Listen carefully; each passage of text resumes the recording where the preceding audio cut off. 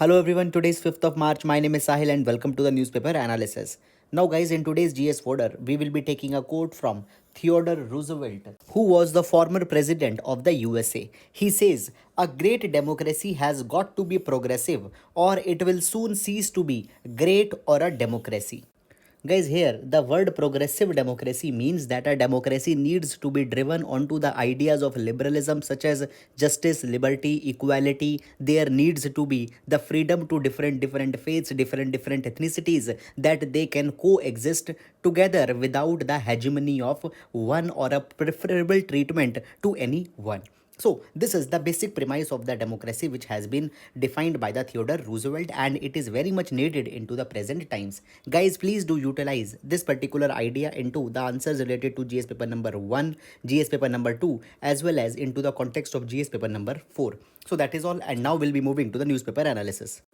Now guys, the first article, it has been taken from the Times of India and it talks about the recent Food Waste Index 2021 that has been released by UNEP, that is the United Nations Environment Program. Now here it has been provided that the 17% of the food that was available to the consumers, it got wasted in 2019, and into the extreme terms we can see that 931 million tons of the food has been wasted in 2019, which is a very sorry state of affairs. Now guys, when we talk about the food that got wasted, then guys, the weight of all such wasted food equals to India's total production of all the food grains, oil seeds, sugar cane and horticulture produced in 2019-20. So this is the huge quantum of food that has been wasted.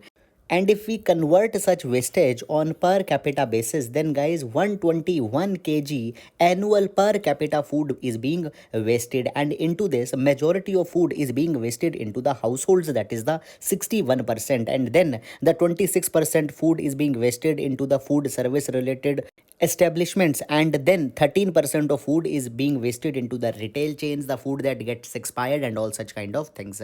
And guys, into the context of South Asia, we can see that in India 50 kg of food per person is being wasted. Into the Afghanistan, it is 82 kg per person, it is 79 kg in Nepal, 76 kg in Sri Lanka, 74 kg in Pakistan and 65 kg in Bangladesh. So into the context of South Asia, we can say that India is a little bit better performer than the other countries.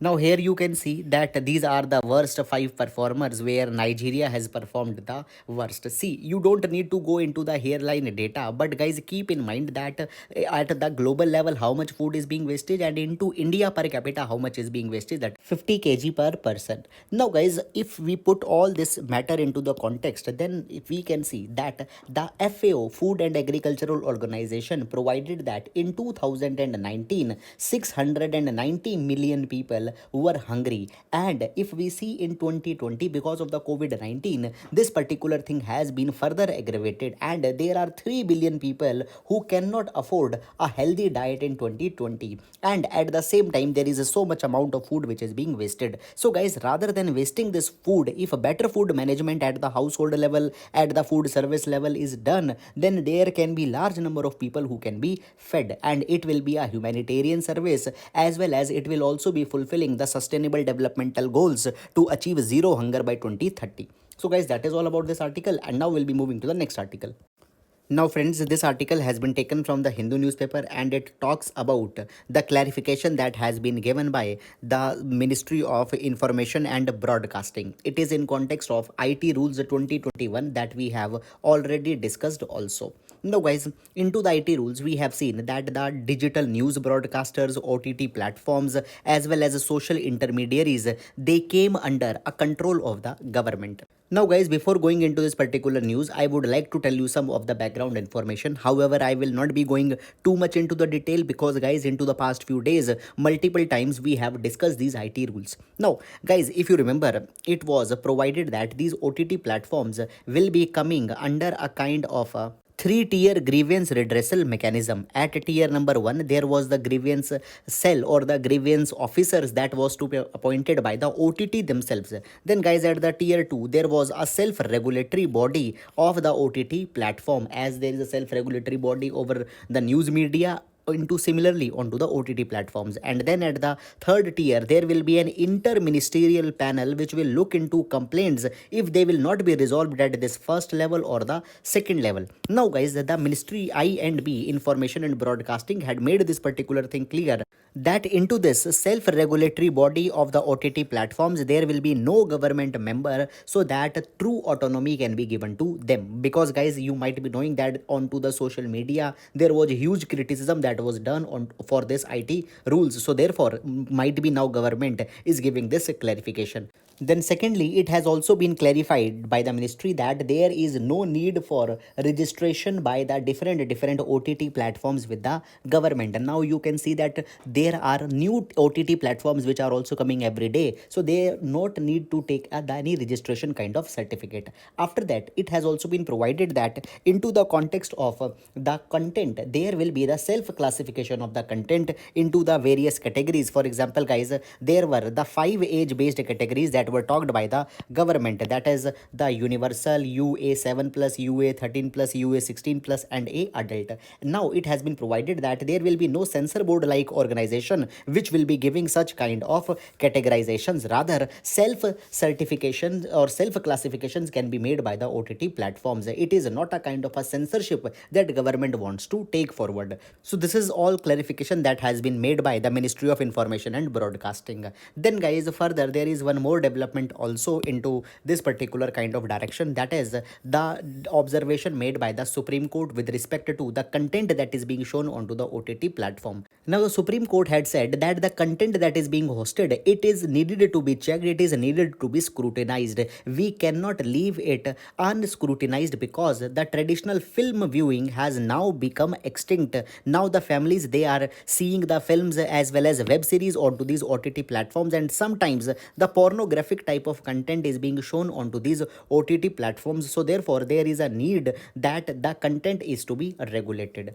Guys, this is into the context of the FIR that was made onto the producers of the Amazon Prime show Tandav, that it tried to insulted the Hindu gods as well as power corridors. So therefore the content is to be, and it has been made clear by the Supreme Court. So guys, that is all about this particular article, and now we'll be moving to the next article. Now, guys, here we can take a brief development from the PIB, that is the Press Information Bureau. Now, what had happened? The Ministry of Housing and Urban Affairs had released two of the indexes. One is the Ease of Living Index and other is the Municipal Performance Index. And here onto the various parameters, it has been seen that how is the life into the cities. Now, guys, here we can see, first of all we will be talking about the ease of living index. So guys, here the cities have been ranked onto two categories. Number one, the million plus cities where population is more than 10 lakh, and others are the cities with the less than million populations. And guys, here Bengaluru, Pune, Ahmedabad have been called as the best cities into the ease of living index in 2020 million plus categories. After that, the Shimla has been ranked as first into the ease of living index less than million category. Now, here there are certain categories onto which these cities have been classified. They are the 13 categories into the ease of living index, that is the education, health, housing and shelter, wash, and then there is a solid waste management. After that there is mobility, safety and security. Then there are the recreation, level of economic development, economic opportunities, environment, green spaces, buildings, energy consumption and city resilience. So this is the 13 categories onto which these cities have been classified, and they have been awarded onto the ease of living index. Then guys, the second one is the municipal performance index, and here different municipalities, that is the urban local bodies, they have been classified. And guys, here the framework covers 20 sectors into which the improvement is to be seen, that is the education, health, water and wastewater treatment, again the solid waste management and sanitation, registration and permits for the different kind of avenues. Then there is infrastructure, revenue management, expenditure management, fiscal responsibility, fiscal decentralization, the avenues taken for the digital governance. Then there is a digital access, digital literacy, plan preparation, plan implementation, plan enforcement, transparency and accountability, human resource participation and effectiveness. So guys, into a way we can see that the comprehensive standards have been taken for both ease of living as well as for municipal performance. And on to the basis of these criteria, the Indore and NDMC, that is the North Delhi Municipal Corporation, are the leading municipalities into the Municipal Performance Index. Now guys, if you can see, then both of these indices provide a holistic assessment of all the cities, and a true focus onto the citizen empowerment has been made. Guys, you can utilize these examples into the context of sustainable development, into the context of initiatives taken by government for the development, as well as in associated type of answers you can use them. So guys, that is all about this particular article. I hope you have understood it, and now we'll be moving to the next article. Now guys, these two articles have been taken from the Mint newspaper as well as from the Business Standard newspaper, and it talks about the Land Record Service Index. Now see, there is the National Council of Applied Economic Research, NCAER. It is a kind of a think tank, and it releases the Land Record Service Index since 2019. Now this Land Record Service Index classifies the different states on the basis of progress that the states have made with respect to the land digitization. Now guys, according to this survey, it has been provided that the national average with respect to the progress in land digitization has been increased by 16.2%, and this substantial improvement has been particularly after the launch of the Swamitwa scheme, which has been initiated by the Prime Minister, under which the state of the art technologies such as the drones, geo mapping, etc. will be utilized. The land parcels will be identified, and the land titles or land deeds will be clarified. And this particular initiative, Swamitwa initiative, has given a huge impetus to the land digitization in India. Here guys, the states have also been identified which have performed best, and here the Madhya Pradesh has been the best performer, whereas the second best performer is the West Bengal. However guys, the worst performing states are Sikkim, Assam, Kerala, Manipur and Gujarat. Guys, their UTs have also been done the poor performance. Here you can see that the Ladakh, Jammu Kashmir and Chandigarh have also done a very poor performance. Now friends, when we talk about the land digitization, it has been a very crucial aspect, because guys, when we talk about the ease of doing business, into the ease of doing business, India has performed very good into the past few years. In 2014, we got the 142nd rank, and it was improved to 63rd rank in 2020. But particularly onto one parameter, that is ease of registering property, India is still performing very poor. There was 154 rank of India in 2020 into such kind of parameter. So therefore, the land digitization is very much important for the economic sentiments into the India. Moreover guys, there is also one more reason that why land digitization is very much important. See, you all know that India has a huge judicial backlog, and because of that, justice delivery is often very much poor. Now guys, when we talk about these large number of cases, then majority of these cases are the civil litigations, and into the civil cases, the 60 to 70% cases pertains to the land disputes, and the land digitization will be made, then most of these particular disputes can be settled into an amicable manner, and into the future also the incidences of such kind of disputes will also go very much down. So therefore guys, the land digitization is very much important, and into this context, the Land Record Service Index from time to time tracks the performance of the different states as well as union territories. So guys, that is all about this particular article, very much important for the GS paper number 2 as well as GS paper number 3. And now we'll be moving to the next article. Now guys, this particular article has been taken from the Hindu newspaper, and here we can see that the QS World University Ranking list has been released. Now guys, keep one particular thing into your mind, that the university wise absolute list has already been released.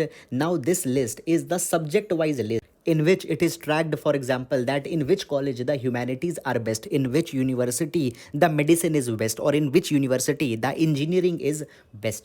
Now guys, here we can see that into the subject of engineering and technology, there are 3 Indian institutions that have come in top 100, that is the IIT Bombay, IIT Delhi and IIT Madras. Now it is not a good performance when compared to the last year, because guys, last year there were 5 institutions, particularly IIT Kharagpur and IIT Kanpur were also there last year, but now they have been out from the engineering and technology category. Then guys, into the natural science, the IIC Bangalore have also come in top 100, where it got the 92 rank. Now guys, in total we can see that the 25 programs from 12 of the institutions have found place in top 100. Then guys, into the context of the subject of life life sciences and medicine, the aims have been there in top 300, and it has fallen 10 places when compared to the last year. Now guys, you don't need to go into the hairline data, but just keep this particular kind of information into your mind if you ever want to quote with respect to the standards of Indian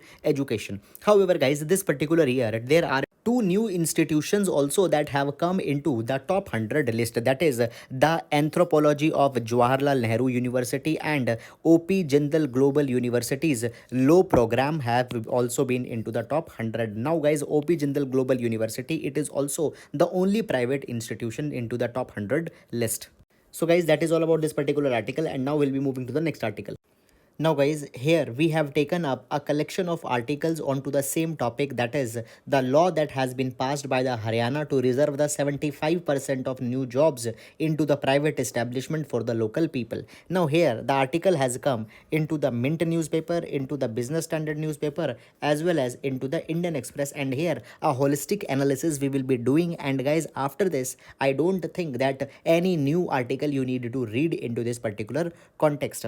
No, first of all guys, already yesterday we have taken up the basics of this article, that is the bill reserves 75% of jobs which are paying the salary up to 50,000 rupees for the local people. Now what could be the rationale of this particular step? It is because the high joblessness that is being seen into the Haryana. Now guys, into the month of the February 2021, joblessness into the Haryana was 26%, which is nearly 4 times more than the national average of 6.9%. Guys, into the nearby states also their joblessness is high. For example, in Rajasthan there is 25.6%. Then guys, into the south, Goa also having a high joblessness, that is 21%, and this joblessness coupled with the populism is driving the states to take such kind of actions. Now further, it has been provided that by such kind of action there will be particular segments of industry which will be largely impacted. First of all guys, there is a robust information technology and business process management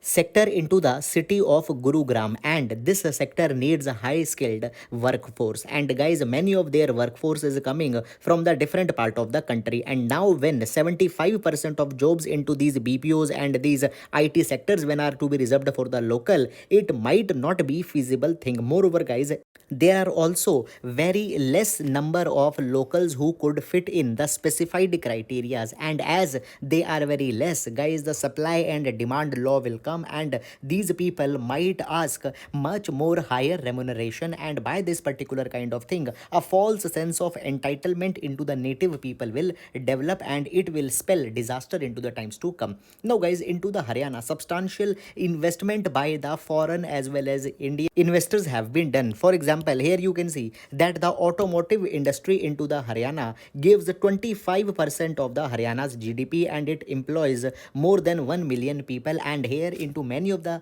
streams specific skill sets are needed which are given by the people coming from the different parts. Then guys, the auto sector has nearly 40,000 crore rupees of investment into the state. Then IT sector accounts 10% of Haryana's GDP, and 50% of its exports are of the IT nature. Then guys, Haryana is also the largest auto hub, produces 50% of the passenger vehicles, 60% of motor vehicles, and 11% of tractors.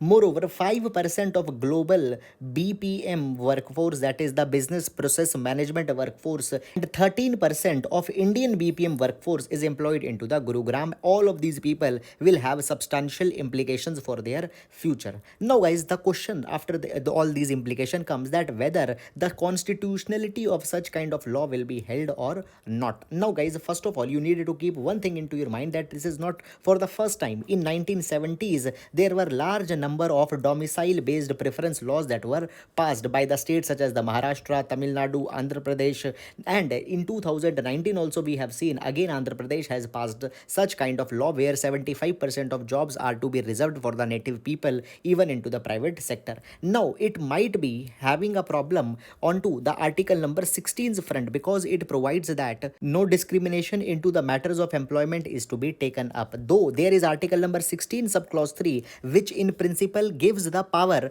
to the parliament that domicile based treatment or preferential treatment can be given, but only parliament can make such a law. The state is not having power to make such a law, so therefore there will be the constitutional implication. Now guys, into this particular article it was said that during the time of the framing of the constitution such kind of problem came, and there were some of the statesmen, particularly the people such as the Mahavir Tyagi, who wanted that residential qualifications needed to be imposed, domicile based preference needed to be given, but Dr. B.R. Ambedkar was not into the favor. He said you cannot allow people who are flying from one province to another as mere birds of passage without any roots, without any connection with that particular province.